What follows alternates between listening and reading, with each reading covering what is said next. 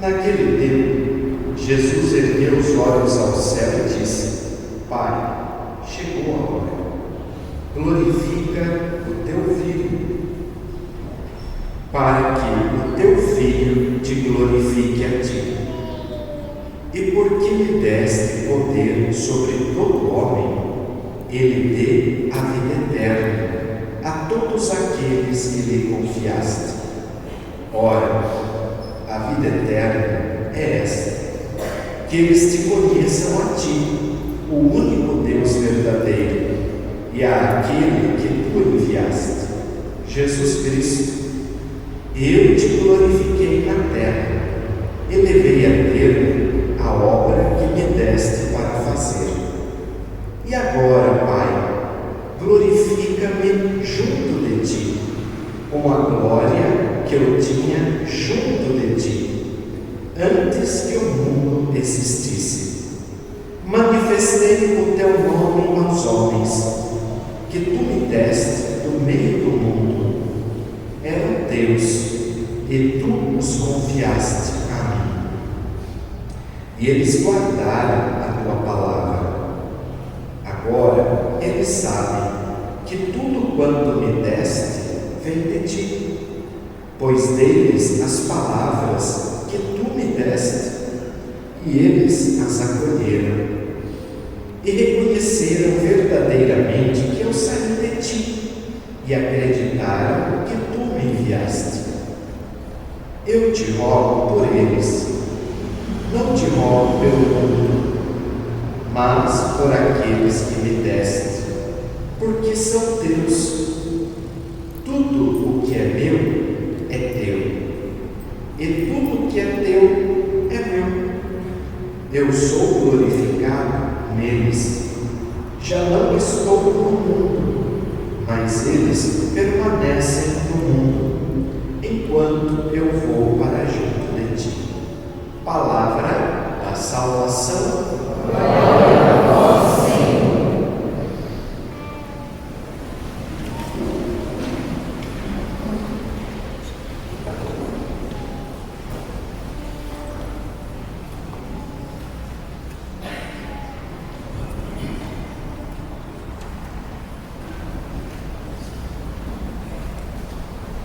Caríssimos irmãos e irmãs,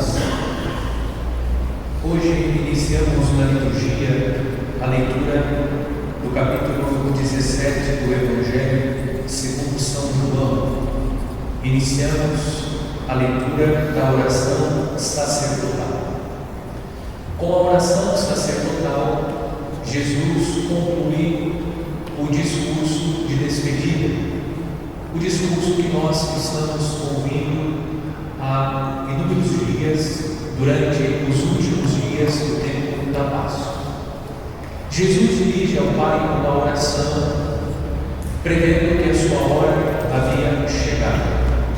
E nesta oração, Jesus pede ao Pai pelos discípulos, aqueles que o próprio Pai havia confiado a ele. Jesus se apresenta como o grande sacerdote, o grande mediador, o grande intercessor. E Jesus pede ao Pai por aqueles que o Pai lhe confiou. Aqueles que o Pai lhe confiou somos nós. Nós fazemos parte daquele grupo que foi confiado pelo Pai a Jesus. E nós temos junto do Pai este grande intercessor que é Jesus Cristo. Ele reza por nós, e a oração de Jesus segue na intenção que todos aqueles que foram confiados pelo Pai a Ele sejam salvos. A oração sacerdotal de Jesus é também um consolo para o nosso coração, porque nós temos junto de Deus Jesus que pede ao Pai por nós, Jesus que roga ao Pai por nós, Jesus que vê as nossas necessidades e junto do Pai intercede por nós. Ele é o grande intercessor, o grande mediador entre a humanidade e o Pai. E no desígnio de Deus está prevista a nossa salvação. Jesus veio para nos salvar, cumprindo a sua missão, ele volta para junto do Pai e continua intercedendo para que nós possamos chegar às alegrias da salvação. No texto da primeira leitura dos Atos dos Apóstolos, nós acompanhamos o apóstolo São Paulo, que escreve aos anciãos da igreja de Éfeso. E chama a atenção o fato de Paulo, mesmo frente à sua morte, Paulo já pressente que a sua morte irá ocorrer, Paulo, com tranquilidade de consciência, ele dirige a sua mensagem à comunidade cristã de Éfeso, porque São Paulo entendeu que ele cumpriu a sua missão. Isso é fundamental para nós. A tranquilidade de consciência decorre da missão cumprida com ele. Quando nós cumprimos a nossa missão, nós não trazemos peso de consciência. São Paulo não está apavorado porque talvez não veja mais os cristãos da comunidade de Éfeso. São Paulo está tranquilo porque ele cumpriu a sua missão na comunidade de Éfeso. Nós precisamos também, como cristãos, cumprir bem a nossa missão. Aquilo que foi confiado a nós por Deus, nós devemos exercer com dedicação, cumprir com intensidade, com responsabilidade a nossa missão, porque cumprir com fidelidade, intensidade, dedicação e amor a nossa missão traz tranquilidade de consciência. Isso serve também para as relações que nós estabelecemos.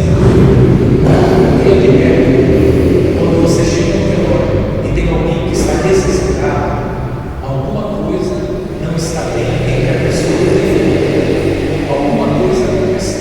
Via de pé. A regra é essa.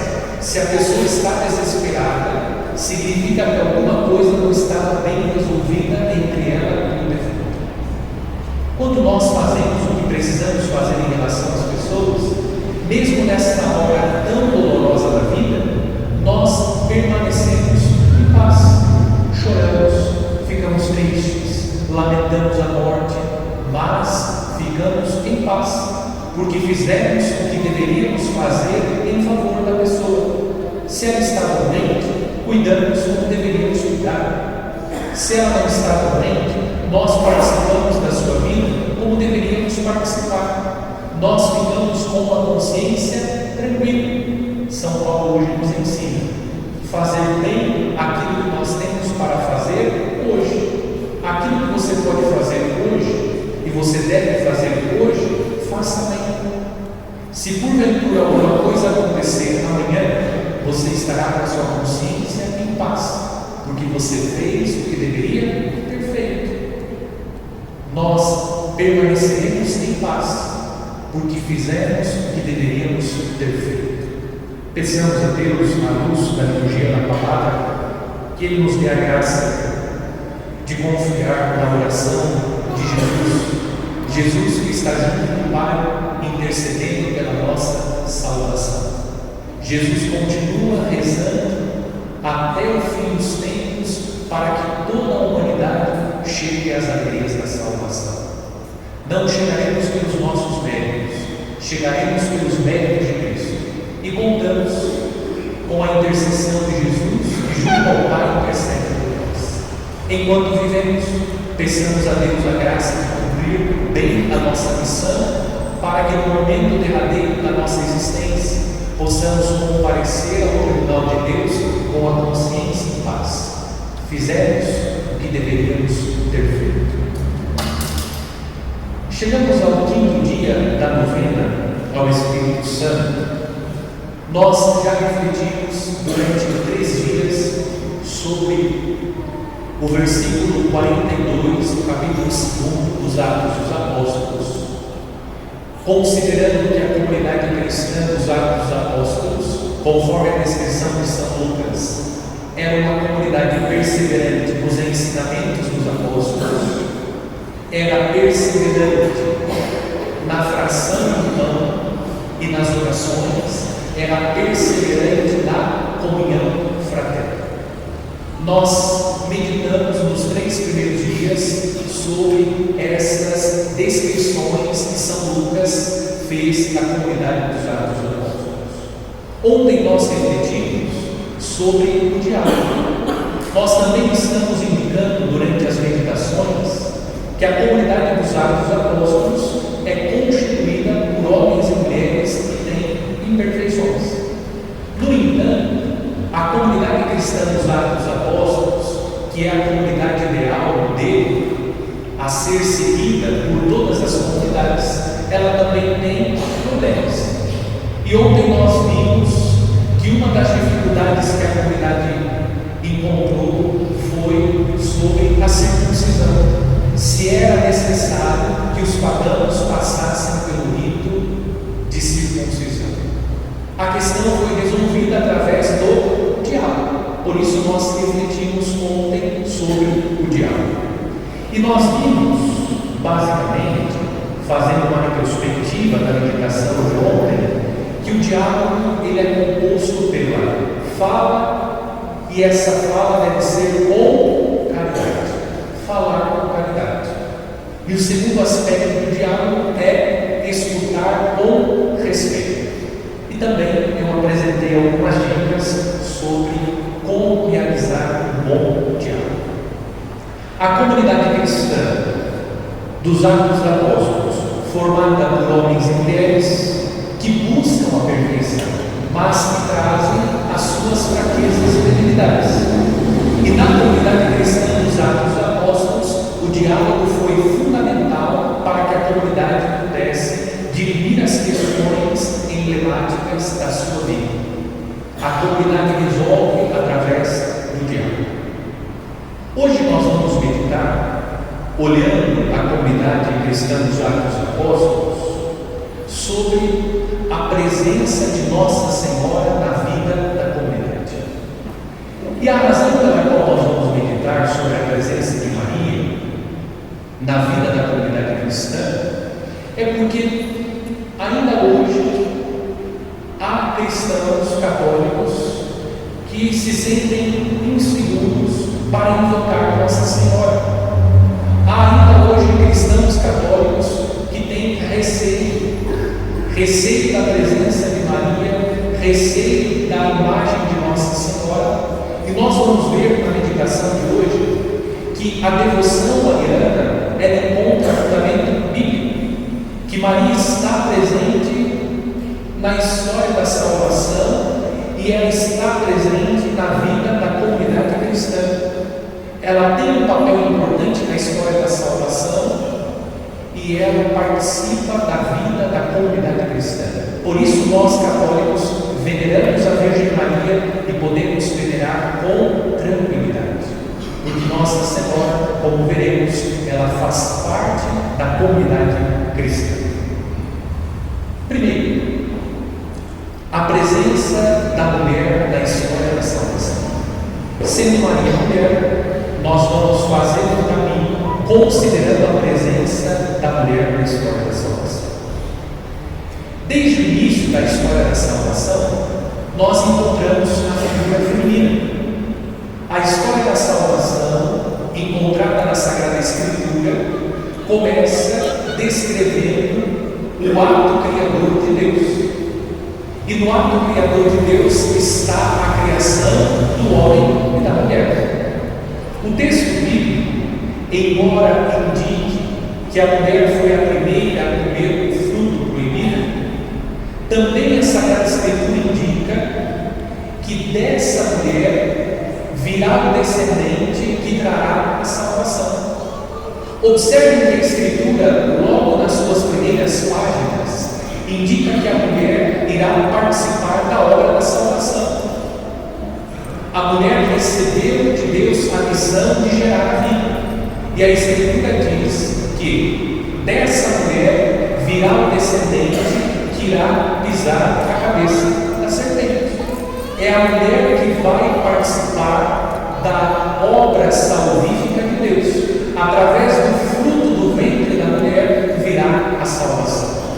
Observem que nas primeiras páginas da Escritura nós já encontramos a figura feminina, que é chamada pelo próprio Deus a participar da obra da salvação. A mulher participa da obra da criação, gerando a vida no seu seio, e também participa gerando a vida no seu seio na obra salvífica de Deus, trazendo um descendente que irá pisar na cabeça da serpente. É da descendência da mulher que vem o nosso Salvador. Seguindo com a história da salvação, Deus quis constituir o seu povo.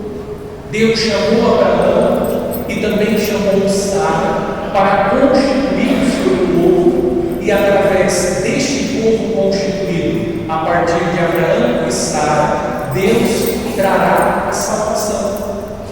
E olhando para a figura de Sara, nós observamos a ação de Deus em favor de Sara, que era uma mulher estéril, e desse ventre estéril, Deus fez brotar a vida, o filho da promessa, Isaac. Isaac é aquele que Deus pediu que Abraão sacrificasse, e Deus impediu o sacrifício de Isaac para que ele pudesse sacrificar o seu filho no lugar do filho de Abraão. Sara participa da obra da salvação. Dentro da história da salvação, Deus fez brotar daquele ventre ressecado, Deus fez brotar a vida, para que o filho da promessa fosse gerado, prefigurando aquele que viria para morrer no lugar dos pecadores. Seguindo com a leitura da Sagrada Escritura, é claro que eu não vou indicar todas as mulheres do Antigo Testamento, apenas algumas. Nós encontramos uma outra mulher que tem um papel importante na história da salvação. Raabe. Raabe é uma prostituta que acolheu na sua casa os 2 espiões enviados pelo povo israelita, que está vivendo o processo da conquista da terra prometida. Eles entram em Jericó como espiões e eles são acolhidos na casa de Raabe, a prostituta. O povo de Israel, graças à acolhida de Raabe, que recebeu em sua casa os espiões, depois irão conquistar Jericó entrando na terra prometida. Observem a participação da mulher no projeto salvífico de Deus. Deus permitiu que essa mulher, uma prostituta, acolhesse na sua casa os 2 espiões, e através da espionagem, depois o povo de Israel conquista a terra prometida. É a presença da mulher escolhida por Deus para participar da obra da salvação. Ainda no Antigo Testamento, encontramos a rainha Esther. Esther intercedeu junto ao rei pelo seu povo. O povo havia recebido um decreto de extermínio. O povo judeu seria exterminado. Esther cai nas graças do rei e ela pede ao rei que tenha misericórdia do seu povo, que o rei não extermine o seu povo. E o pedido da rainha Esther foi atendido. A vida do povo de Deus foi preservada graças à intercessão de Esther. Ainda no Antigo Testamento, no livro do profeta Isaías, o profeta anuncia que da Virgem nascerá o Emanuel, aquele que vem para salvar o povo de Israel. A Virgem é figura da Virgem Maria. Depois São Mateus irá citar no seu texto a profecia de Isaías. A Virgem, a mulher que vai contribuir, cooperar com Deus na obra da salvação. Portanto, a mulher da Sagrada Escritura participa ativamente da história da salvação. As mulheres do Antigo Testamento prefiguram a Virgem Maria. É por essa razão, sobretudo, que estou citando as mulheres do Antigo Testamento, porque a tradição da igreja entende que as mulheres do Antigo Testamento, elas prefiguram a Virgem Maria. Observe que todas essas mulheres citadas, elas estão cooperando com a obra de Deus. Elas são chamadas por Deus a colaborar com a obra da salvação. Segundo ponto, a cooperação feminina na obra de Deus. Todas as mulheres do Antigo Testamento, e incluímos aqui Isabel, a prima da Virgem Maria, mãe de João Batista, esposa de Zacarias, cooperaram indiretamente com a obra de Deus. Trata-se de uma cooperação indireta. Quem participou diretamente na obra da salvação? A Virgem Maria, porque foi ela quem gerou no seu seio bendito o nosso Salvador. Ela gerou o próprio Filho de Deus. Ela foi eleita por Deus desde toda a eternidade para gerar no seu ventre bendito e imaculado o Filho de Deus, aquele que veio, o Filho unigênito de Deus, que veio para nos salvar. O sim de Maria no desígnio salvífico de Deus, ele é fundamental para que a salvação aconteça. Prestem atenção nisso. O sim de Maria não é um sim de teatro. Maria não está fazendo uma encenação quando o anjo interpela a Virgem Maria. O sim de Maria não é encenação. O sim de Maria é um sim verdadeiro. O que estou querendo dizer? Era necessário que Maria desse livremente o seu sim.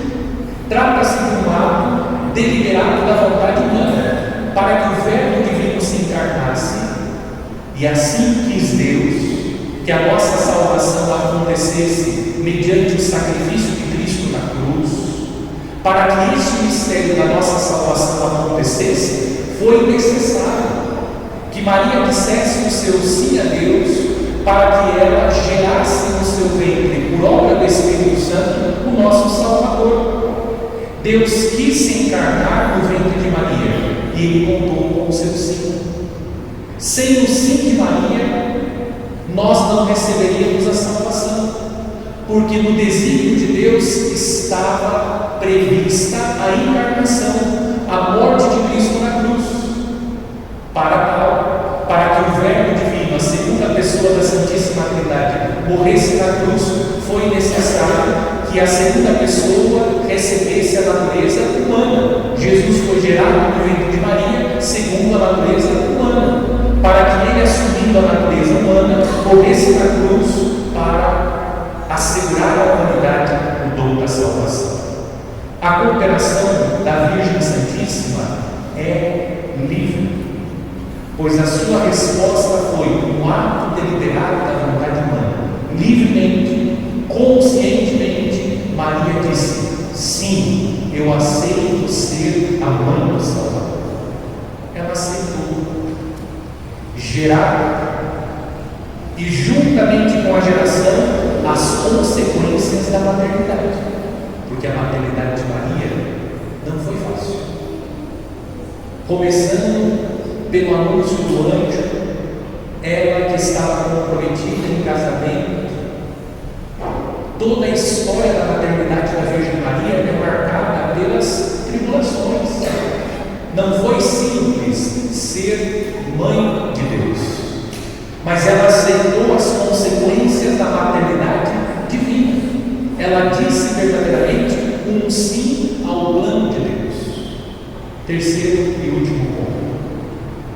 A igreja tem Maria como mãe, porque assim quis o Senhor. Agora vamos entender aquilo que eu indiquei no início. Pergunta: é possível desprezar, rejeitar, anular, cancelar, excluir aquela que participou como nenhuma outra criatura da obra salvífica de Deus? É possível? Não. Deus quis contar com a cooperação das mulheres do Antigo Testamento, e por excelência Deus quis contar com a cooperação de Maria. Como que nós cristãos podemos desprezar aquela que tem um papel fundamental no projeto da salvação?